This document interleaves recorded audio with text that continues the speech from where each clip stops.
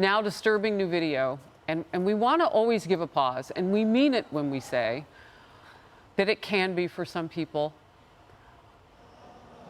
So if you have people you want to pull back, this is showing Baghdad crowds, huge crowds, burning Israeli flags during one of the many Day of Rage protests going on today. Several United States cities, as I mentioned, now on high alert, bolstering police presence and increasing security measures around houses of worship, schools, in Jewish communities and beyond, anticipating more pro-Palestinian demonstrations throughout the weekend. And in Israel, the military, again, warning 1.1 million people in northern Gaza to evacuate their homes immediately and head south. They have less than 24 hours to do that now because that call came several hours ago. The UN is calling the evacuation order impossible. And Hamas is urging people not to go. Of course they are. They need human shields to stick around so they can hide like cowards. But this new video shows some people in the north are leaving their homes and going south, even if they have to do it on foot. You can watch parents carrying their small children, many fleeing with nothing but a backpack with just essential items. Trey Yingst reporting for us on the ground from southern Israel. And you have some news right now that has just happened in just the last few moments. Trey. Yeah, Harris, good afternoon. We're just learning this right now. Breaking. The IDF tells Fox News that Israeli forces entered the Gaza Strip today, both infantry forces and tanks, to conduct localized raids. This was not the full-scale invasion that everyone is still anticipating, but it was an effort, according to the Israeli military, to eliminate militants along the border and also to gather information on those held hostage inside the Gaza Strip. But again, at this hour, Fox News can report the Israeli military entered Gaza today with infantry troops and tanks to conduct localized raids, and it appears those raids were successful. We don't have any other information on whether or not they were able to get information or possibly even pull anyone out of Gaza. This is coming as I want to shift our attention up to the northern border with Lebanon. I also have some more information from what we talked about in the 11 o'clock hour, discussing what happened with what we now know is the Lebanese militant group Hezbollah. Hezbollah is taking responsibility. Just a few moments ago, releasing a statement saying that they targeted Israeli military posts along the border with small arms fire, and that we know the Israelis responded with artillery strikes in southern Lebanon. It gives you a sense of just how hot the northern border is as well. In just a few moments before the show kicked off, behind me, rockets came off the Gaza Strip once again and were intercepted over the city of Ashkelon in the distance. An active northern and southern front, and the Israelis at this hour do prepare once again for those orders to enter the Gaza Strip. Harris. All right, so I'm really curious about these raids. Do they coordinate with the actual military targets that they said that they wanted to go after? And I know we're also looking for your video, Trey Yingst, right now, of you actually finding one of those terrorists who had either been waiting to kill more people close to the border or hiding. And so we want to show our viewers that as soon as we get it. But that's part of what you're talking about. You go in, you try and raid certain areas to try to root out those people close to the border before you invade. But I'm curious, they're also hitting military targets too. So are they able to go after those high-profile people who are trying to hide in the tunnels? The tunnels are going to be difficult, but we do know the Israelis, since the airstrike started, and again, more than 6,000 bombs have been dropped on Gaza, according to the Israeli military. We do know they've destroyed a number of Hamas command centers, specifically in Gaza City. They've also targeted some top high-profile people, including the brother of Mohammed Deif, the man who is allegedly responsible for planning this entire operation and slaughter of civilians in southern Israel. And they killed a naval commander in Gaza. And we got some questions about whether or not Hamas has a navy. They call it a navy, but they have a variety of militants who operate in the Mediterranean Sea through buoys, small boats, and even a scuba diving unit called the Frogman unit of Hamas. So they do operate sometimes in the sea, and the Israelis say they've targeted. Come on, turn your camera here, Yaniv. We're going to have the camera pan here. You can see off in the distance, there are rockets coming off of the Gaza Strip, and it appears there are some interceptors. You might see that flash right there, and yet another one, if you pan up there, another flash. So that was two rockets that just came off the Gaza Strip as we're speaking here, Harris. And there's a flash. That was an airstrike. and that flash indicates the Israelis almost immediately hitting after the rocket fire.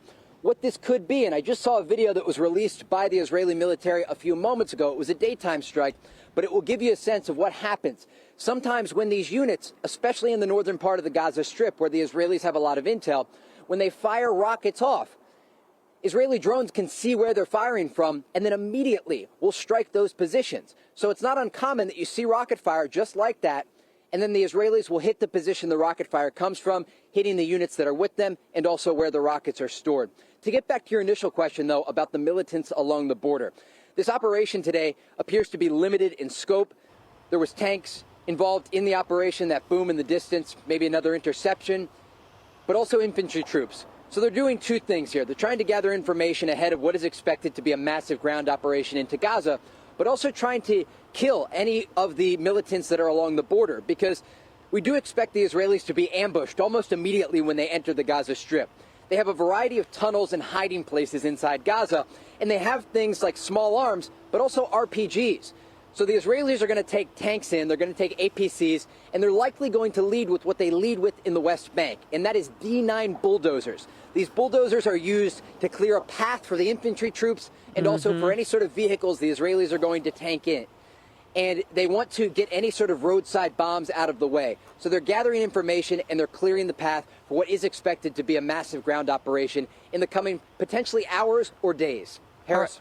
You've given us a couple of pieces to a puzzle that started about an hour and a half ago when I was on the air with Focus, and it was still a little bit more daylight than what we have now. Mike Tobin was showing us those helicopters and the flares that they would set off after rockets went out. So now we get to see that actually better because it's nighttime. So we appreciate you taking us through that.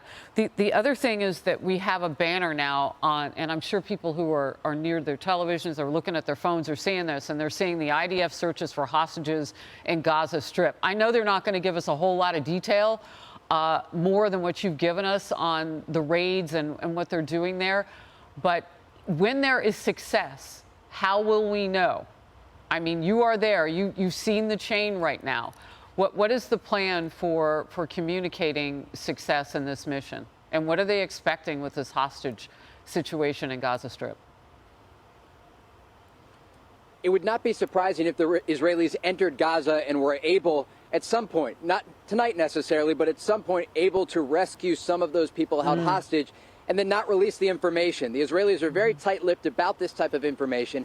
Just before we got on a live shot, I was speaking with someone with contacts in the Yamam unit, which is a unit that deals with hostage negotiation for the Israelis. It's a specialized unit at the very top of the military echelon. They're not a military unit, and they're not an intelligence unit, but they sit somewhere in between, actually related to the police. They were some of the first responders in the South here when hostages were taken.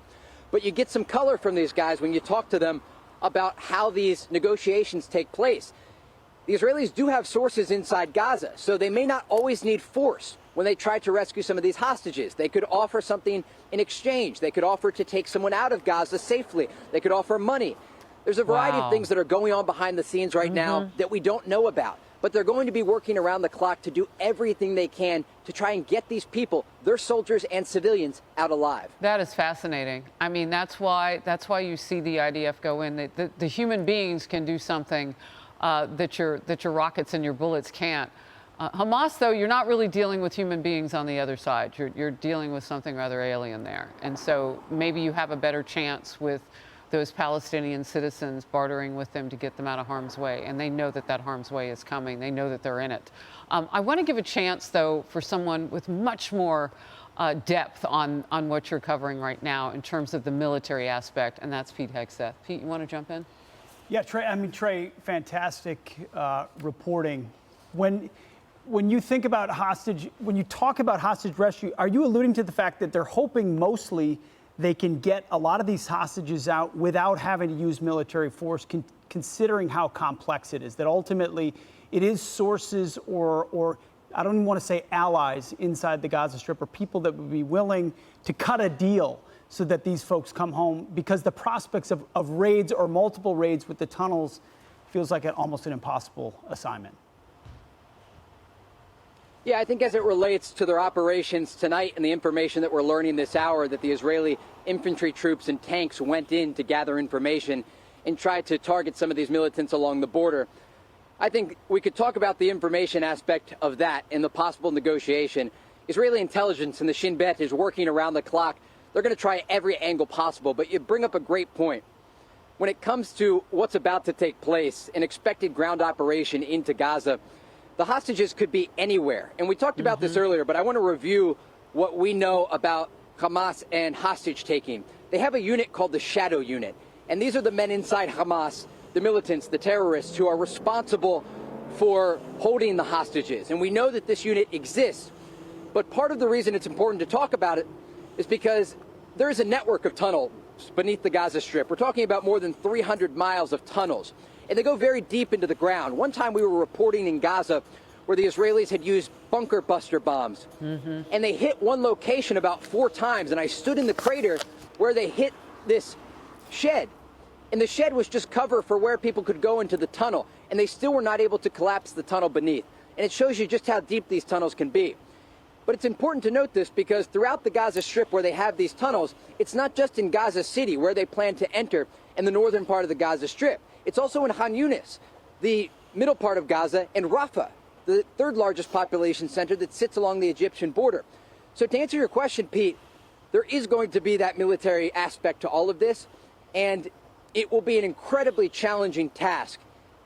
Hamas claims that they're keeping these hostages in the tunnels, and the Israeli intelligence echelon has information about the tunnels, but they certainly do not have all the information, and there's just simply no way to get a full grasp of a map or where exactly they could be held.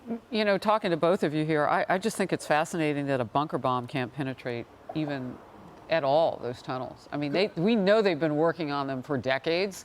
We know that they are intricate underneath the city of Gaza. But when you say that, it really brings into question what Pete was perfect with, and that's unwinnable at that point. Like, how are you going to go in there and cover something underground without light, looking for hostages? So the good news is with this unit, this hostage Iman unit, those first responders to go in, they're likely with them, I would imagine, doing some of that negotiating. I mean, this feels like hope right now for those hostages. Let's hope there is. Go ahead, Trey. Well, I was going to say, I asked another contact about Yamam, and I said, who are these guys? I mean, do they have the ability to do this? And he just responded, they're operators. And Pete, you can talk to this. I mean, these are the types of people that if there is going to be a successful rescue mission, it'll be carried out by this unit. Exactly. Yeah, it's hope. It's movement, perhaps. Trey, we're going to let you go. I know you need to get in for a bit, and we'll come back to you as you pop again with breaking news. You've given us such fantastic detail there. We are so grateful. Hey, everyone. I'm Emily Campagno. Catch me and my co-hosts Harris Faulkner and Kaylee McEnany on Outnumbered every weekday at 12 p.m. Eastern, or set your DVR. Also, don't forget to subscribe to the Fox News YouTube page for daily highlights.